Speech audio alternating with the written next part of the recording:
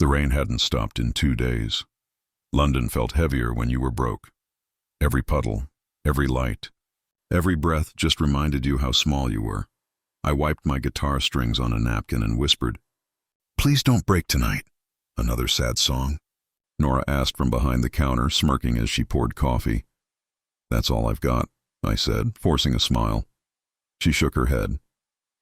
"You should try happy for once. People tip better when you don't sound like you're dying inside." "I'm not dying," I muttered. "Just surviving." The bell above the cafe door chimed. I didn't bother to look. I'd learned not to expect anyone important to walk in. But something about the footsteps made me glance up. A man in a dark tailored coat stood by the door, shaking off the rain. He didn't belong here. Too polished, too calm. He scanned the room, then sat alone at the back, facing the small stage. "New face," Nora whispered.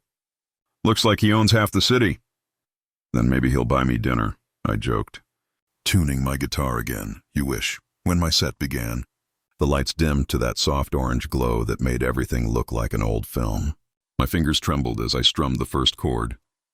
I'd played this song 100 times, on my mother's song. The one she used to hum before cancer took her voice.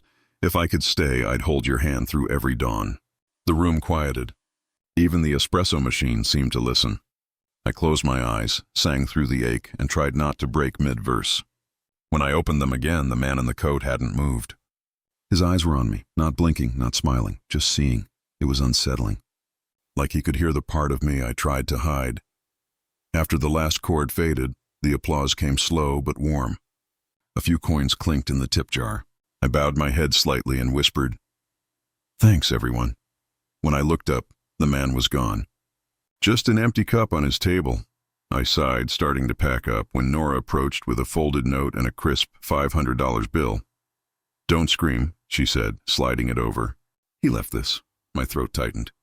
"That can't be real." "It is," she said. "And the note says—" She handed it to me, in neat handwriting. "You sing like you've lost everything. That's rare." "RVRV?" Nora frowned. "Who's that?" I stared at the initials. My hands shook. "I have no idea." "Well," she said, eyes wide, "if he wants to adopt a cafe singer, I volunteer as your manager." I laughed softly, but inside something felt strange. No one had ever seen through me like that. Not from a single song. When I stepped outside, the rain had slowed to a drizzle. I tucked the note in my jacket pocket, half afraid it might vanish if I blinked. The next evening I found myself staring at the cafe door again, waiting for him. I told myself I wasn't. But I was. Every time the bell rang, I looked up, pretending I wasn't disappointed when it wasn't him. "Still thinking about your mystery man?" Nora teased. "I'm thinking about rent," I lied. She laughed. "Right, and I'm the queen." The night dragged. No sign of him. I played anyway, the same song, the same ache. When I finished, a woman clapped too loudly near the bar, and that was it. As I packed up, Mrs. Hartley, the owner, approached. "Lovely as always, dear. But you should rest. You look tired." "I'm fine," I said, though my chest felt hollow. "Music like that doesn't come from fine hearts," she murmured. "Keep your soul safe, Elias." Her words stuck with me as I walked home through the fog. London shimmered with neon reflections, and I caught myself humming the tune again, my mother's melody echoing between the alleys. When I reached my flat, I found another envelope wedged under my door. No name, just my initials. EW. I froze. Opened it slowly. Inside, another note. "You sing for ghosts, don't you? Meet me tomorrow at the Ember, 8 p.m. No signature." Just the faint scent of rain and cologne. I stared at it for a long time. My instinct screamed danger, but curiosity whispered louder. The next night, the cafe was emptier than usual. Nora raised an eyebrow when she saw me scanning every table. "You look like you're waiting for a date." "I think I am." "Lucky mystery girl?" "Not exactly." At 8:03, the door opened. The same man, dark coat, calm eyes, stepped in like he owned the air. He walked straight to me. "Elias Ward," he said softly. The way he said my name made me forget to breathe. "Yes," I replied, my voice unsteady. "And you're—" "Rowan Vale," he smiled faintly. "I came for another song." I blinked. "You left me £500. Did I?" He looked amused. "Then I suppose it was worth it." "Why?" I asked. "Why me?" He studied me, and not rudely, just intently. Because pain like yours doesn't lie. I swallowed. That's not an answer. Maybe not. But it's true. He leaned closer, lowering his voice. Sing again tonight. The same song. For me. I don't take requests, I said, forcing a smirk. He smiled. Slow, deliberate. You will. Then he turned, sat at the same table, and waited. My heart pounded so loud I could barely hear the guitar when I began. His eyes stayed on me the entire time, steady, unflinching, almost protective. When I finished, he stood, dropped another note on the table, and walked out before I could speak. I opened it, breath trembling. Next time, let the pain breathe. Don't hide it, I didn't sleep that night. Not because of fear, but because for the first time in years, someone saw me. The next day, the ember felt quieter than usual. Even the rain had stopped, like London was holding its breath. I was tuning my guitar when Nora whispered, "He's back." My chest tightened. "Who?" She tilted her head toward the corner booth. "Your mystery wallet with legs. Rowan Vale, same coat. Same calm stare. Only this time he smiled. Slow, deliberate, like he already knew what I'd say before I said it. "Good evening," he greeted as I passed his table. I hesitated. "You came back. Didn't you expect me?" "I don't expect much from anyone," I said. "Less disappointment that way," he chuckled softly. "Honesty. That's rare." "Apparently so," I muttered, pretending to check my guitar. "You here for another song?" "Not tonight." He leaned forward slightly.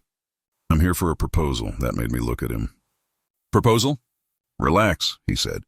"Not marriage." His tone was teasing, but his eyes stayed serious. "A performance. A private one. Tomorrow evening." I frowned. "You're offering me a gig?" "I'm offering you a door," he said. "You just have to walk through it."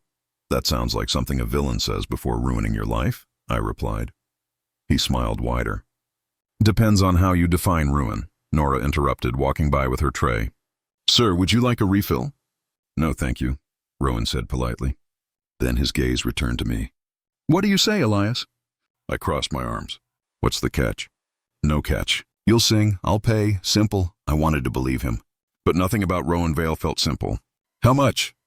He slid a folded card across the table. "Enough to cover your rent 3 times over." My heart skipped.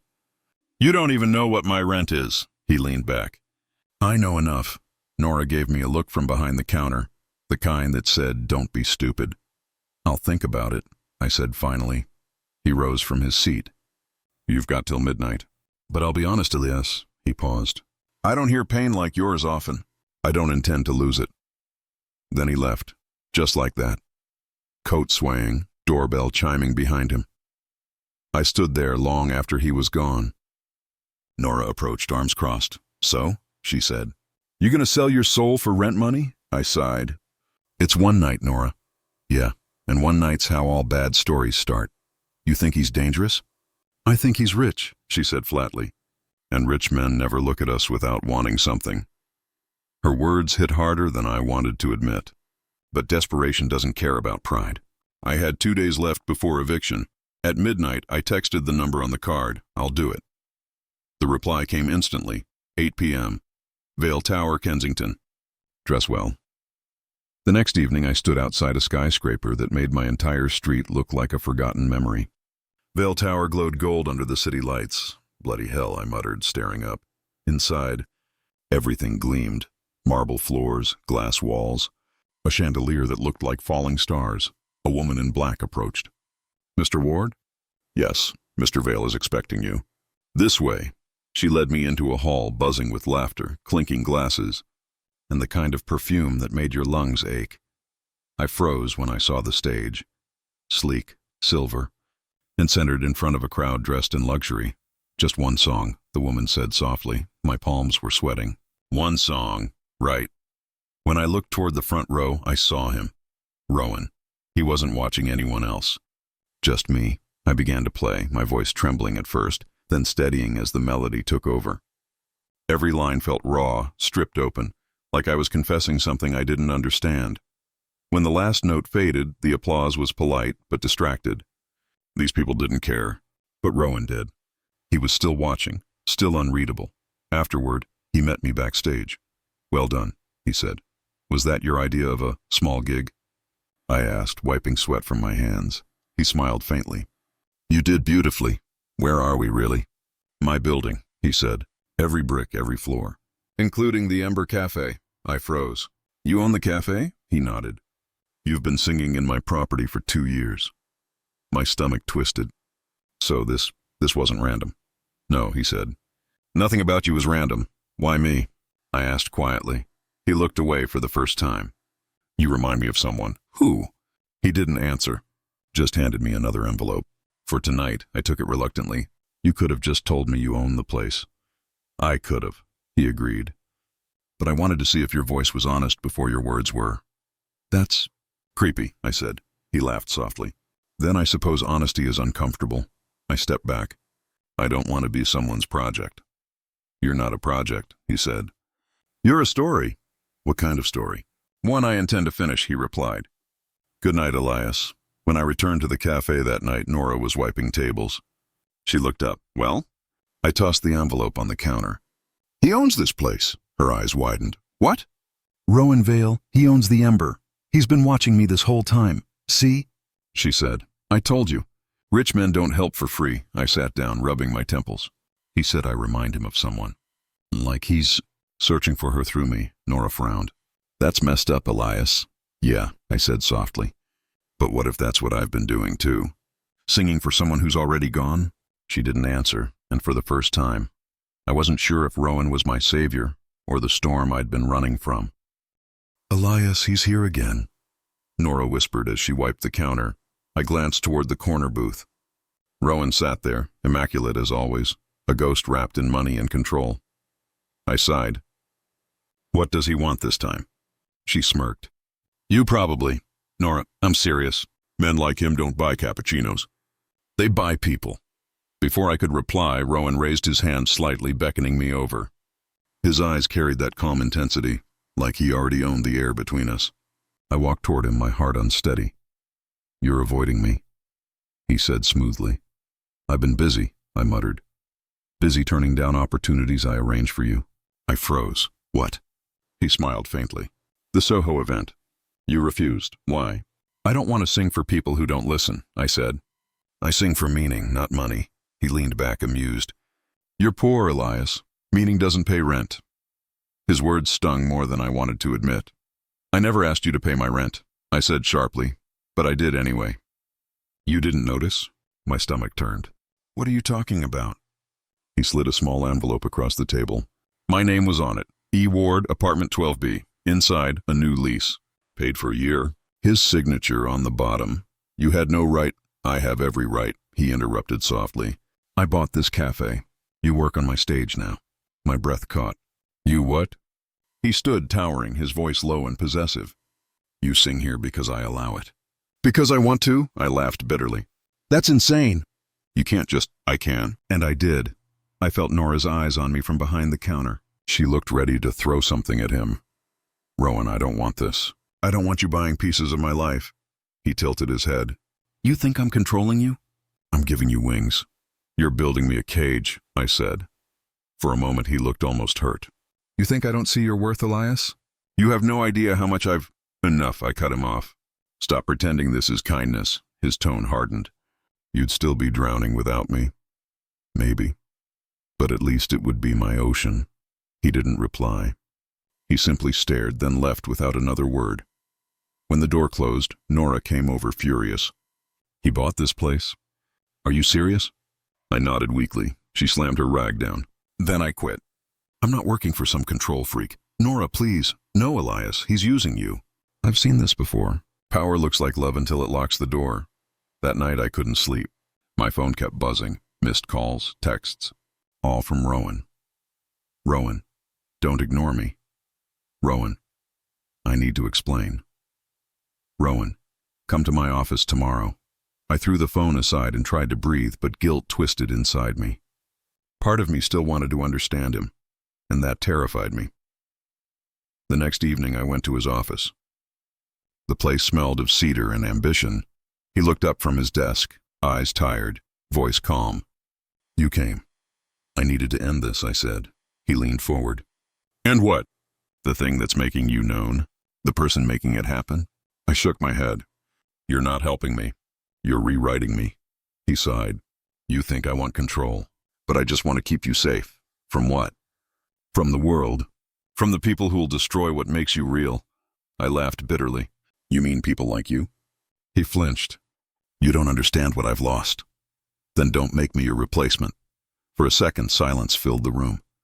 He walked to a cabinet and opened it. Fine. You want truth? He stepped aside, and I froze. Photos. Dozens of them. Me singing, smiling, walking home, even sitting by the river. My voice trembled. You followed me? I watched you, he corrected. Because you remind me of someone I failed to save, Rowan. I could barely breathe. She was like you. Brave, beautiful, but the world broke her. I won't let it break you. You're not saving me. I whispered. You're breaking me instead. He looked genuinely lost for a second, as if his obsession was love in disguise. You think this is wrong? He asked quietly. I think it's tragic, I said, and I think I'm done. I turned to leave, but his voice followed. You'll regret this, Elias. Maybe, I said. But at least it'll be my regret. I walked out, my chest tight. The hallway lights felt harsh against my eyes. When I stepped outside, rain began to fall, washing the city in silver. Nora waited near the cafe, umbrella in hand. Did you see him? She asked. Yeah, I said quietly, and? I saw the truth. Her expression softened. Then what now? I don't know. But I can't sing for him anymore. She placed a hand on my shoulder.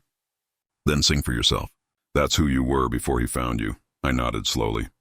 The rain kept falling, heavy and relentless. But I didn't hide from it. I walked into it, every drop burning against my skin like freedom trying to be remembered. That night, I came home, found the guitar he'd given me, and stared at it. It gleamed under the lamplight. Beautiful, expensive, false. You don't own me, I whispered. Then I smashed it against the floor. The string snapped, echoing like a scream swallowed by the storm outside. And for the first time in months, silence felt like a song I'd written for myself. Smile more, Rowan said as his stylist adjusted my jacket. People love tragedy dressed like success. I stared at my reflection, a suit I didn't own, under lights I didn't ask for. You want me to sing for your friends, not for me? They're not friends, he said, fastening his cufflinks. They're investors. They'll adore your song, my mother's song, I whispered. You're turning grief into entertainment. Rowan looked at me through the mirror. Pain sells, Elias. And your pain, he smiled faintly, is priceless. I felt something twist inside me. You said you believed in my music, not in marketing it. I still do, he replied calmly. But tonight your voice builds futures. Mine, yours, ours, I forced a laugh. Ours? You own the building, the stage, even my set list. What part of that is ours? He leaned close, voice low. The part where I made you matter. That line cut deeper than he knew. When the curtain rose, I stepped into the golden light of the ballroom. Hundreds of faces stared back, silk, perfume, and power. The piano waited like a witness. I took a breath and started to play. The world is quiet when the song begins. Every note dragged me back to my mother, her voice humming by candlelight, her laugh echoing through small rooms. The melody trembled under my fingers. But when I glanced toward Rowan, he was smiling, not at me, but at the applause already forming in his mind. He wasn't hearing me. He was hearing his victory. Something inside me snapped. After the final chord, the room erupted in clapping. Rowan walked up, microphone in hand, gleaming like a king. Ladies and gentlemen, he said, the soulful Elias Ward, discovered right here under my roof. The crowd cheered. Cameras flashed. My stomach churned, he continued, voice dripping with pride. When I met him, he was barely surviving. I thought, why not give talent a chance? Why not give him a purpose? I grabbed the mic. Stop, Rowan blinked, smile frozen. Elias, no, I said louder. You didn't give me purpose. You bought it. The room fell silent. I turned toward the audience. He didn't save me. He bought my songs, my debts, my silence. He bought me. Gas filled the air. Cameras pointed at us like rifles. Rowan's jaw tightened. Be careful what you say. Why? You'll fire me? You already own everything I touch. He stepped closer, voice sharp. I gave you everything. Your guitar, your rent, your name on people's lips. I stared at him. You gave me chains and called them gifts. He laughed bitterly. You think you'd survive without me? You couldn't even pay your bills before I found you. That was my failure, I said, shaking. But at least it was mine. A murmur rippled through the crowd. Phones were out, recording. Rowan's mask cracked. Anger flared in his eyes. You're ungrateful, he hissed. You'd still be nothing if I hadn't. I cut him off. If you hadn't used me, if you hadn't turned my mother's song into a prop for your ego. His voice rose. You're a project, Elias. A broken thing I tried to fix. The words hung in the air, cruel and irreversible. Silence. Cameras clicked. Someone whispered, Did he just call him a project? Rowan realized too late what he'd done. I saw panic flicker in his face as journalists leaned forward, as lights flashed harder. I lowered the microphone slowly. You didn't save me, Rowan. You bought my soul. Then I walked off the stage. I didn't look back. The applause was gone, replaced by whispers and the sound of his empire crumbling. Outside, the night was wet and wild. Rain pounded the marble steps as if London itself was washing him off me. Nora waited near the curb, her eyes wide. I saw it, she said quietly. You burned him. No, I whispered. He burned himself. She handed me an envelope. They're shutting the cafe. Rowan's name is poison now. I nodded numbly. And you? I'm leaving. He already called and fired me. Said I was a distraction. Then we're both free, I said, though the word didn't feel real. She looked at me for a long moment. Where will you go? Somewhere quiet, I said. Somewhere I don't have to sing to be heard. Her lips trembled. He'll come after you. Then let him chase a ghost. I started walking down the street, the city lights blurring through tears I refused to wipe away. Behind me, sirens began to wail, maybe for him, maybe for us. Each step felt heavier, but necessary. At the corner, I stopped and looked back once. The grand building glowed in flames of golden light, its windows reflecting everything I'd lost and everything I was about to find. For the first time, I didn't feel like his creation. I felt human again, flawed, frightened, but free. The rain thickened. My breath came in clouds. London shimmered like a wound that refused to close. I whispered into the storm. Goodbye, Rowan, and as I disappeared into the wet streets, I knew something final had ended. Not just a song, not just a love twisted by power, but the part of me that still believed I owed him my voice. The sea always sounded like forgiveness, waves crashing, gulls crying, people laughing. None of them knew me. And that was the point. Elias, you're up next, the bartender called. I nodded, wiping my hands on my jeans. The pub was small, full of warm light and chatter. No stage, no cameras, no fame. Just sound, honest and unpolished. When I sang now, no one expected anything. That freedom tasted better than any applause ever had. I took my seat near the microphone and smiled faintly. This one's called The Song of My Own Name. A few regulars clapped. Someone whistled. I began to play. My fingers brushed over the strings, soft and steady. The melody was quiet, built from pieces of who I used to be. Every word carried salt, memory, and something gentler than pain. Then the door opened. A gust of cold air swept in, and I looked up. For a second I thought I was seeing a ghost. Rowan Vale, older, thinner, eyes duller than I remembered. He didn't belong here among fishermen and locals. His tailored coat looked tired, his posture uncertain. He stood there until I stopped singing. Keep going, he said softly. I put the guitar down. What are you doing here? He smiled faintly. Listening. It's what I should have done a long time ago. My chest tightened. You shouldn't be here. I know, he said, stepping closer. But I had to see you. I've lost everything. The company, the flat, the name. All I have left are the things I broke. And I was one of them? I asked quietly. He looked at the floor. The one I regret most. The room had gone silent around us. Even the bartender stopped drying glasses. I could feel everyone listening, waiting. I didn't come for pity, he said.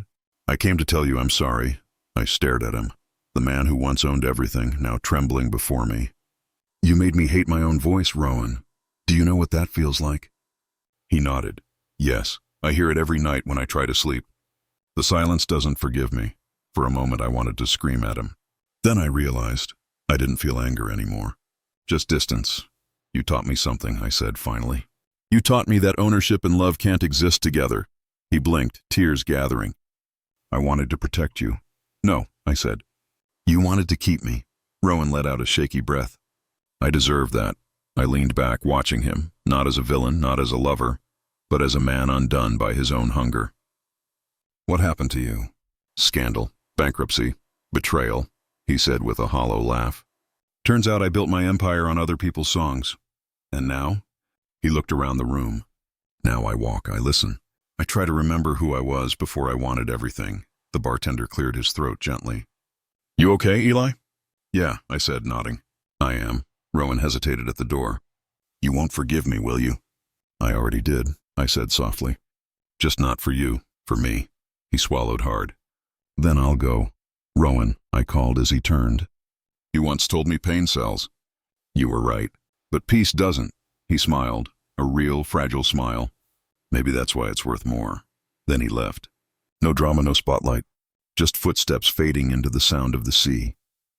I sat there for a moment, staring at the door, until someone shouted, Sing another one, Eli. I picked up my guitar again. This time, I said, no ghosts allowed. Laughter broke the silence. I strummed the first note, feeling warmth spread through me. Quiet, steady, alive.